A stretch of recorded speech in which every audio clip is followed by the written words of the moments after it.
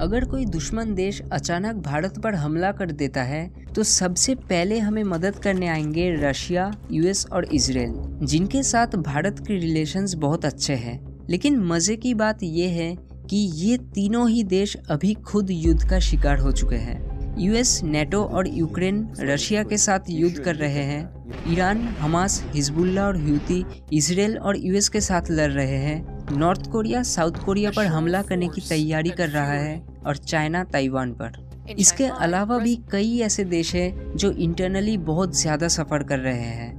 अब ऐसे हालात में भविष्यमालिका नाम का एक ग्रंथ बहुत ज़्यादा पॉपुलर हो रहा है, क्योंकि इस ग्रंथ में लिटरली ये लिखा हुआ है कि साल 2024 से 25 के बीच थर्ड वर्ल्ड वॉर की शुरुआत होगी।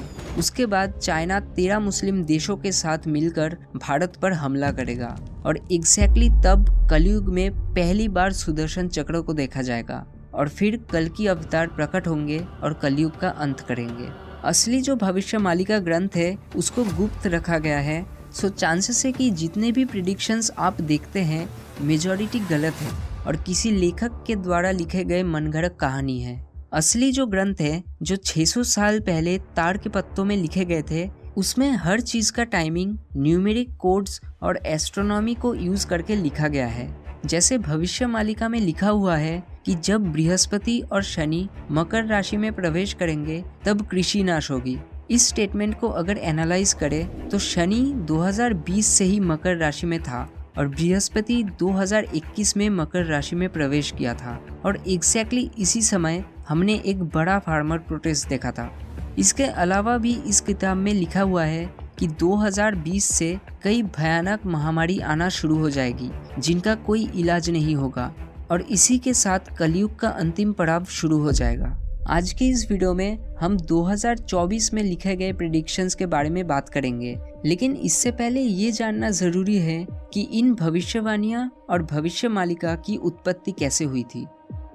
दरअसल हर युग में 5 महान संतों का जन्म होता है, जिनका जन्म ईश्वर को धर्म की स्थापना करने में मदद करने के लिए होता है। कलयुग में भी आज से 600 साल पहले ऐसे ही 5 महान संतों का जन्म हुआ था, जिनके नाम हैं अनंत दास, यशोवंत दास, जगन्नाथ दास, बलराम दास और अच्युतानंद दास। इनमें से कहते हैं अच्युतानंद दास के पास दिव्य दृष्टि थी, मतलब वो भूत और भविष्य को देख सकते थे।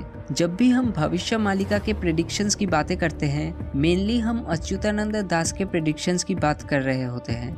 अंतरिक्ष में प्लैनेट्स और स्टार्स की जो पोजीशंस होती है वो एक फिक्स टाइम ड्यूरेशन के बाद वापस रिपीट होते हैं और तब सिमिलर चीज़ें होती है जो पहले भी हो चुका है। और अच्युतानंद दास भी इन्हीं प्लैनेटरी पोजीशंस के सहारे इन प्रेडिक्शंस को किए थे। उन्होंने कई सारे प्रेडिक्शंस किए थे, लेकिन कलयुग के अंतिम कुछ सालों को लेकर उन्होंने काफ़ी ज़्यादा डिटेल्स में लिखे हैं। जैसे कि भविष्यमालिका में लिखा गया है कि तीसरे विश्व युद्ध का नींव 2022 में रखी जाएगी और इसकी शुरुआत रशिया करेगा।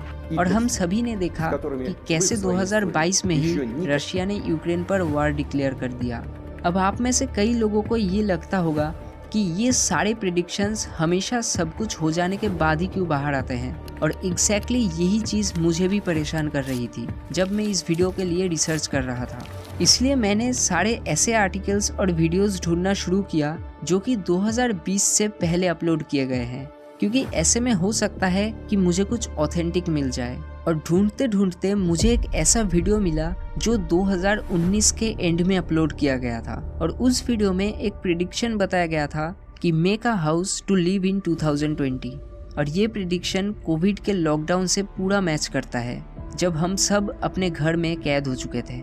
इसके बाद कई और वीडियोस देखने के बाद मुझे ये प्रेडिक्शन मिला कि वर्ल्ड वॉर 3 की शुरुआत रशिया करेगा, और ये वीडियो रशिया के यूक्रेन पर वॉर डिक्लेयर करने के 6 महीने पहले अपलोड की गई थी। हालांकि इसमें ये भी कहा गया था कि रशिया अमेरिका पर न्यूक्लियर बम गिराएगा, जो कि अभी तक नहीं हुआ है।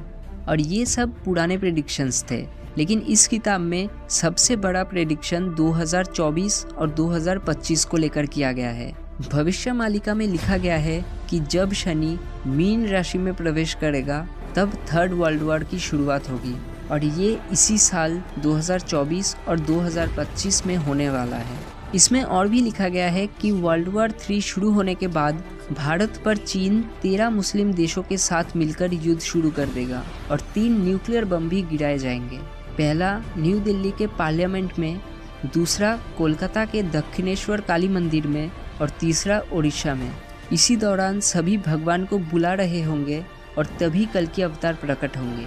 भविष्य पुराण और कल्कि पुराण के अनुसार महाभारत के बाद जब भगवान कृष्ण ने अपना देह त्याग किया था, तब सुदर्शन चक्र भी उसी स्थान पर घूमते घूमते पृथ्वी के अंदर चला गया था, जो कलयुग के अंत में वापस धरती चीर कर बाहर आएगी और वो एक ही पल में दुश्मन के पूरे सेना को खत्म कर देगी और अंत में कटक के एक फोर्ट में भगवान कल्कि कलयुग का अंतिम लड़ाई लड़ेंगे।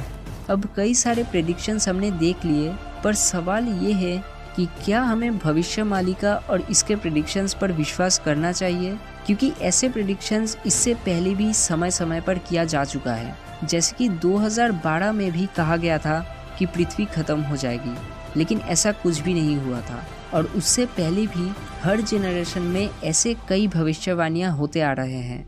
भविष्य मालिका के जैसे ही नोस्ट्राडामस के प्रेडिक्शंस भी काफ़ी ज़्यादा पॉपुलर हैं, क्योंकि उन्होंने वर्ल्ड वॉर 2 को सही प्रिडिक्ट किया था।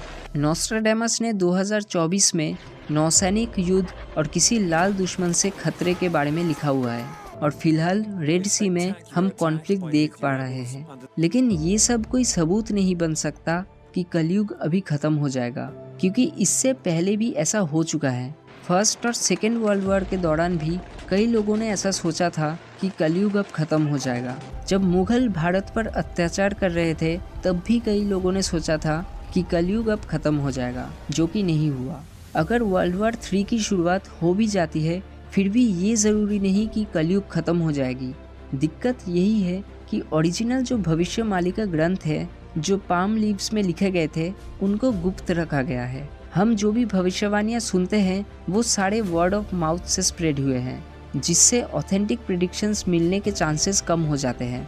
और ओरिजिनल जो ग्रंथ है वो ओडिया भाषा में है, इसलिए अगर किसी ने थोड़ा गलत ट्रांसलेशन भी कर दिया या फिर अपने मन से कुछ ऐड कर दिया, तो प्रेडिक्शंस के मतलब बदल सकते हैं और उसके बाद सब उस गलत प्रेडिक्शंस को ही कॉपी करके खुद का कंटेंट बनाएंगे। इसलिए हमारे लिए यही अच्छा होगा कि हम सिर्फ अपने कर्म पर फोकस करें और ऐसे चीज़ों पर ज़्यादा ध्यान ना दें, क्योंकि भगवद गीता में भी भगवान कृष्ण ने अर्जुन से यही कहा था।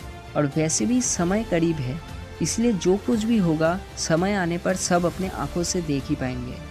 आज के लिए बस इतना ही। अगर आपको ये वीडियो अच्छा लगा तो आप इसे लाइक और शेयर कर सकते हैं, और अगर आपको ऐसे वीडियोस देखना पसंद है तो आप इस चैनल को सब्सक्राइब कर सकते हैं।